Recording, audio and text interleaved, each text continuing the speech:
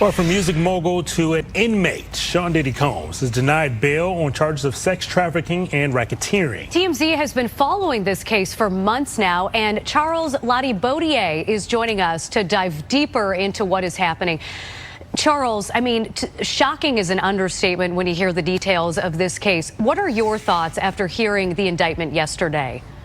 Good morning, Brian and Natalie. I got to tell you, my thoughts reading the 14-page indictment yesterday were that there are a lot of people in Hollywood who are probably worried about which Diddy parties they were at and what was going on. That's not to say that they were necessarily even involved in any of the things that are alleged by the U.S. Attorney's Office. But if you're at that party and it turns out that that's when he set up one of these freak-off sex parties, or that it was going on in another room and you didn't know about it, there's a good chance that you're going to be called by the U.S. Attorney's Office. And certainly if you were involved, you would get a call because they're going to want to know everything you want to know and may even want you to be a witness. I just think, we're just starting to scratch the surface of what this case, this case is going to touch and involve.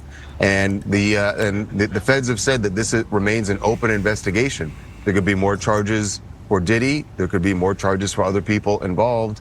And usually the way this works is once they find out other people are involved or were witnesses, they bring them in and they sort of lean on them. And it's sort of like, you're going to cooperate with us, or there's a possibility that you could face charges. So this is going to be a slow developing a case here because we're just getting started, and I don't see how this trial begins anytime before next year.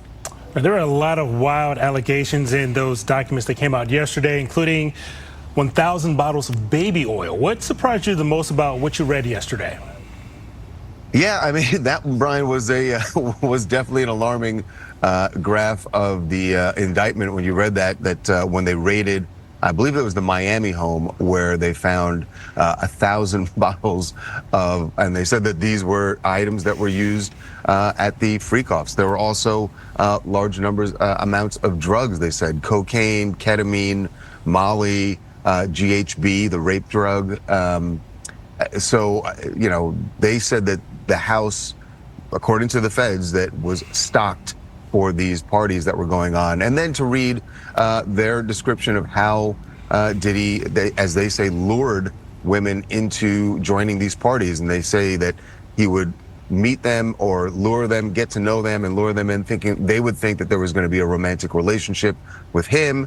And then it would turn out that they would be at these freak-offs where they would be forced to have, or drugged and forced to have sex with male prostitutes that he was bringing in. And that's one of the counts that he's facing also, is the transportation of individuals for a purpose of prostitution. So really alarming allegations laid out in court. Diddy, of course, has pled not guilty to all of it.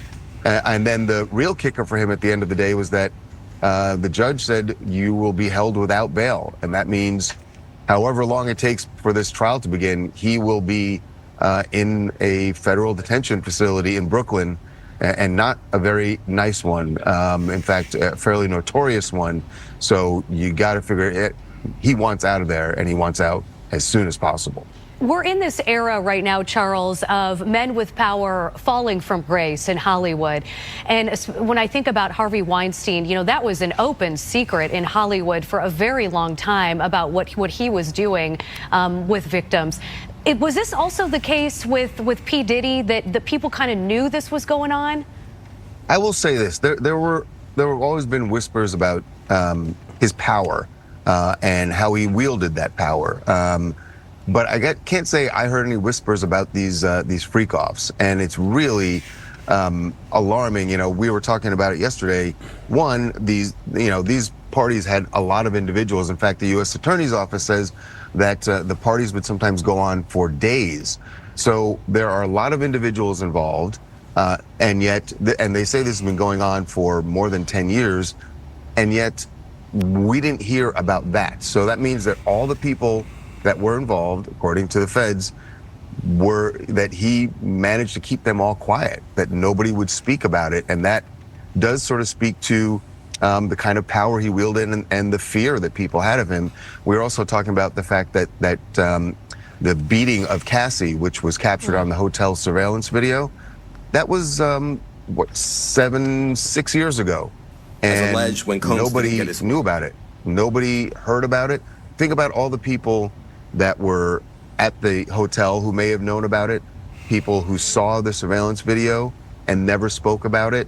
And like you said, we're in an era where when things like that happen, people speak out about it. So the fact that no one did, and that it only took this, really Cassie's lawsuit before any of this started coming out, it does kind of speak to the power that he wielded, and that the fact that nobody wanted to cross him. And Charles, what do you think happens next in this case? Members of SeanCombs' family have been ordered to give up their passports. He's currently in jail. What do you think happens from here? Well, his attorneys, the first thing that's going to happen is today, his attorneys are going back into court. They've appealed the bail ruling. And like I said, I'm sure he wants out, and that's their first job right now, is to get him out. They've offered a $50 million package for bail. That was rejected yesterday, but they're going to take another swing at it today. And then after that, what happens, look, he did surrender his passport to his lawyer. We should say the way his team put it out originally, they made it sound like he had turned it over to the authorities. He had turned over his passport back in April to his lawyer, as did his children and his mother. And their point was they wanted to make the case to the court that, look, we're cooperating here. He is not a flight risk. And they feel like the U.S. Attorney's Office undermined that by raiding his hotel on Monday night and arresting him, when they say he was in New York because he was more than willing to surrender. In fact, the plan was for him to surrender on Tuesday, and then for some reason the feds decided to arrest him Monday night. Diddy's attorneys think they did that so that it would look like he wasn't cooperating, and then the judge would deny him bail, which, as it turns out, is what happened.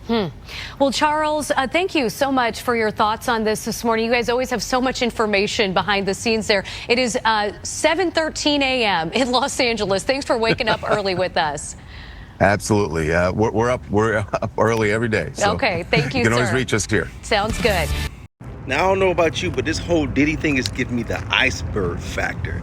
Meaning, we're so focused on the iceberg and how big it is, and we fail to often realize the magnitude of the mass that's underneath the surface that we don't even see. I know we all thinking it, but he ain't alone. He ain't the only one, and the hip-hop industry right now is in a frenzy. Because the moment he got arrested, I promise you, the phone calls was like, uh-oh, we about to go down. Trust me, this ain't the last time we gonna hear about this. And I'm telling you, some hairs gonna roll, because you know he gonna talk. Because Diddy ain't built for the pen. He not built for this. You know what? We'll see. Stay fit, stay focused.